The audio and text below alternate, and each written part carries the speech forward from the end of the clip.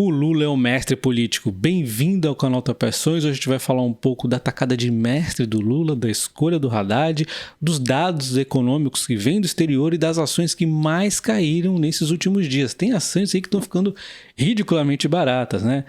Deixa o like nesse vídeo e vamos entender aqui o que está acontecendo. Então o Haddad é escolhido ministro da economia do governo Lula e o mercado já meio que estava precificando nas últimas semanas, então as ações estão aqui bem neutras, né? Tá até um pouco positivo, não deve afetar muito nos próximos dias essa escolha.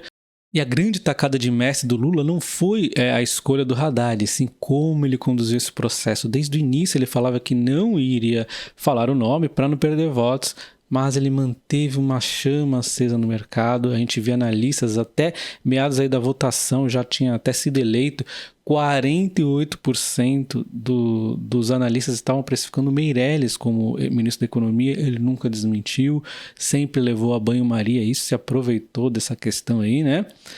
E agora ele vai, né, e escolhe o Haddad, mas aí nas últimas semanas o mercado já estava percebendo, mas o mercado foi percebendo aos pouquinhos, né? O Lula foi um mestre aqui nessa questão de como ele levou isso para o mercado, né? Bom, eu como um bom otimista, eu tento me manter otimista em relação ao mandato aqui de ministro do Haddad, né? Mas não tem como dizer que ele é um péssimo nome. Na verdade, eu fico até feliz de que o Lula ele vai conter aqui muitas partes das decisões para ele. Ele não vai dar liberdade total para o ministro da Economia, porque eu tenho muito mais medo do Haddad do que do Lula. É verdade, Haddad é horrível, né? Então o Haddad aqui, ele é formado em Direito, ele é professor aqui de Ciência Política e autor de 6 livros, e a grande maioria aqui é relacionados ao socialismo. Ele também já fez aí a sua tese de mestrado envolvendo a União Soviética. Ele atacava assim alguns pontos, mas ele não era contra a maioria das ideias, tá? E antes de falar das ações que mais caíram aqui no Brasil, vamos falar um pouco do exterior e tivemos dados aí da inflação. Mas o SP500 aqui tá bem neutro, né? Tá no 0 a 0, às vezes ele tá um pouquinho verde, ó, 0,0 não sei o que, tá no neutro, né? Não tá oscilando não.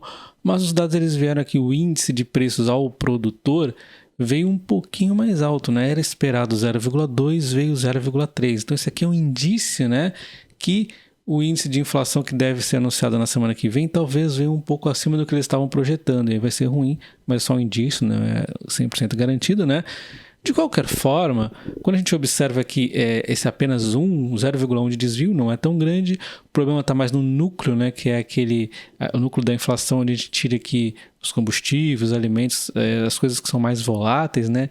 Era esperado 0,1, veio 0,4, veio um pouquinho alto aí, mas assim, é muito pouco tempo a gente ficar fazendo grandes precificações. De qualquer forma, eu gosto de ver o copo meio cheio, né? Se eu tô tentando aqui ver o copo meio cheio com o Haddad, você imagina com os dados da inflação que está se mostrando aqui controlado, né? Então, olha só, tínhamos aqui 1,7, estava loucura a inflação nos Estados Unidos, o índice de preço ao produtor. E agora, olha só, e quando a gente vê aqui no último ano analisado, né, olha só, analisado a gente está vendo claramente o declínio, né? Então, assim, nós podemos estar próximo do fundo, e é importante entender que quando a gente chega no fundo nos Estados Unidos, dá uma animada também aqui no Brasil, né? Muito correlacionado. A economia dos Estados Unidos é muito forte para o mundo inteiro, imagina para o Brasil, que é altamente exportador para eles, é um país aqui que depende bastante dos outros, né, das economias principais. Então a gente vê aqui esse declínio. Se a gente pegar aqui os últimos 5 anos, olha só, a inflação do produtor vinha caindo, né, com a crise, e aí exageraram nos estímulos, né, exageraram nos pacotes, exageraram na impressão de dinheiro. É por isso que a gente tem tanto medo disso. Exageraram. Uma economia como os Estados Unidos, primeiro mundo, a economia mais potente do mundo, ele tem o dólar.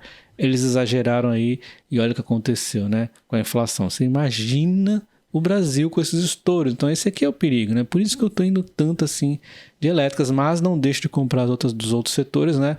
Só que aí não estou conseguindo o equilíbrio que talvez eu fosse fazer se a economia começasse a dar uma melhoradinha de verdade mesmo, consistente. Não deixo de comprar ações, mas eu acabo focando mais nas elétricas, é o que eu venho fazendo. Então a gente vê aqui o índice subindo pra caramba e olha só, agora vai reduzindo aqui. Inclusive os Estados Unidos está aí tirando dinheiro aí, liquidez do mercado, né? Tá dando aí, ajudando, né? Tentando fazer essa inflação aqui se conter, né? E quando a gente observa o histórico do S&P 500, que vai indicar muito para onde vai a Bolsa Brasileira também, né? A gente vê, ele já vinha subindo, em 2021 ele teve uma trajetória bastante alta e depois essa queda com animadinha e queda, e animadinha e queda, e uma animadinha um pouco maior e queda. E agora, será que é uma animadinha para uma nova queda? Parece que já está começando uma quedinha aqui. Pode ser que caia. O fato é que ninguém sabe, né? A gente vai acompanhando a economia não tá tão ruim, ela tá indo legalzinha, né? Tá andando aí, né?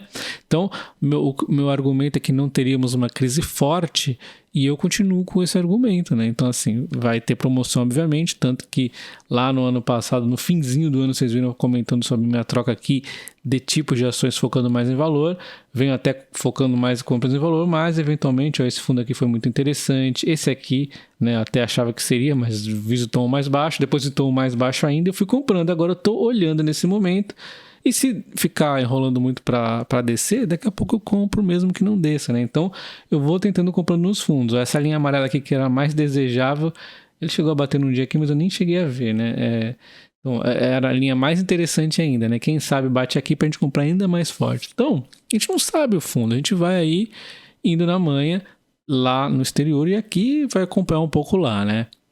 E dando uma olhada agora na lista das ações que mais caíram desde o dia 30/11 até o momento, eu levantei esses dados da B3, nós temos uma série de ações aqui, vocês podem ver a Paranapanema, a Americanas, Magazine Luiza, várias ações aqui do varejo, né, olha só. Mas temos a Raizen, que é uma ação que eu acho muito interessante, eu venho falando dela e ela caiu já 17,5%, né? Aí nós temos a Simpara, Vamos, Três Tentos, temos umas empresas legais aqui caindo, vocês podem pausar qualquer coisa.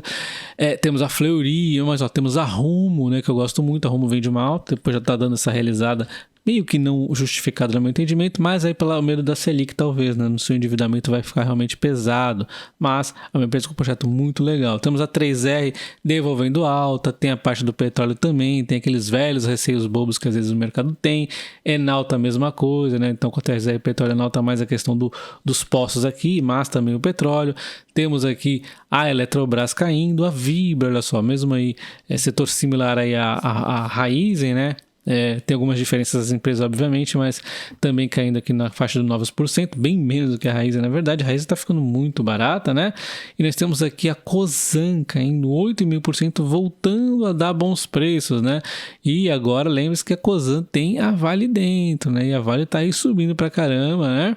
Aí nós temos a Braskem caindo 8%, temos a Sanepar, ela só devolvendo boa parte da alta que ela teve, já caindo aí 7,5%, CPFL Energia também caindo 7,5%, vem de uma alta já de um tempo a CPFL, né? Mas resolveu devolver agora, né? O mercado batendo um pouco nas elétricas. Nós temos aqui a Petrobras caindo 7%, a Petrobras já vinha de queda, né? Então essa queda aqui é mais com um pouco de recuperação que ela teve agora, inclusive, né? Porque senão estaria pior.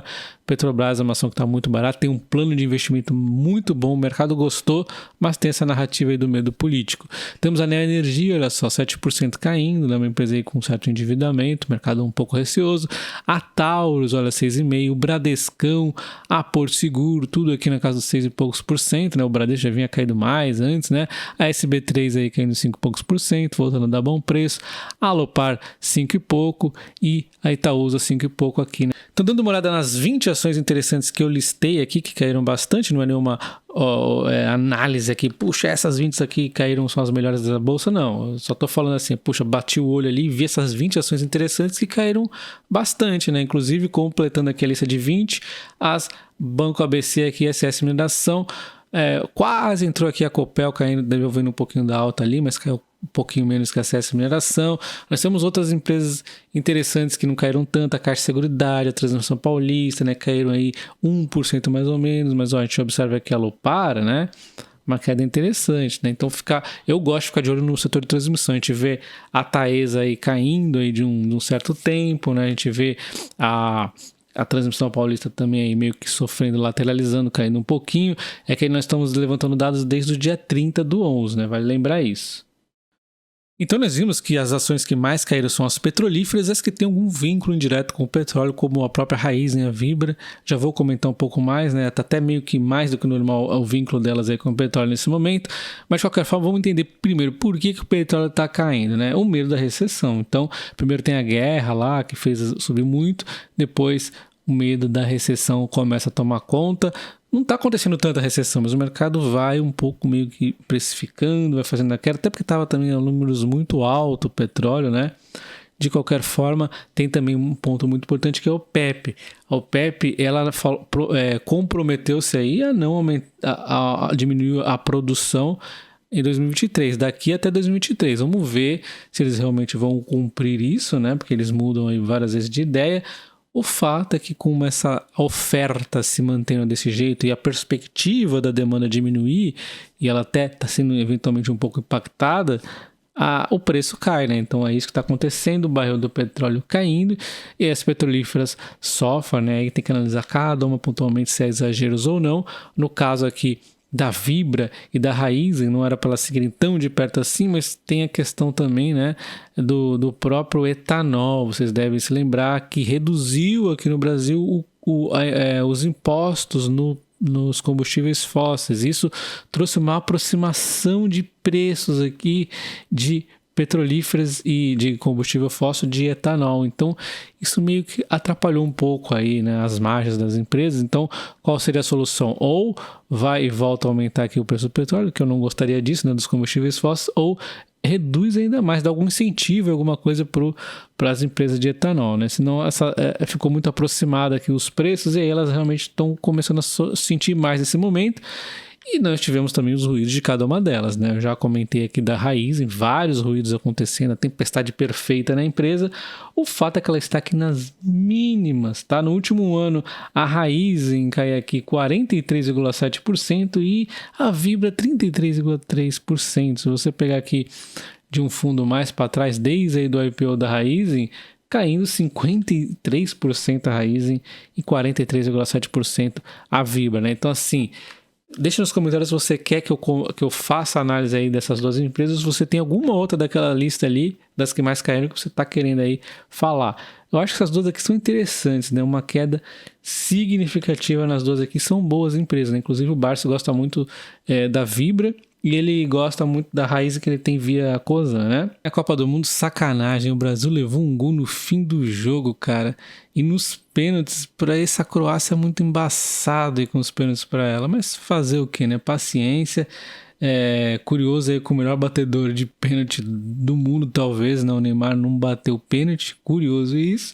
Enfim, faz parte aí do futebol, né? Agora nos resta, então, para alguns secar a Argentina. Eu estou torcendo para a Argentina ir à final, tá?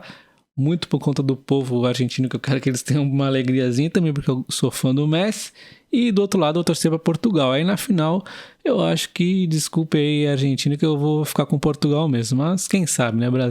Argentina e Portugal aí, já que não deu pro Brasil. Deixa aí nos comentários para qual aí você vai estar torcendo. Um abraço.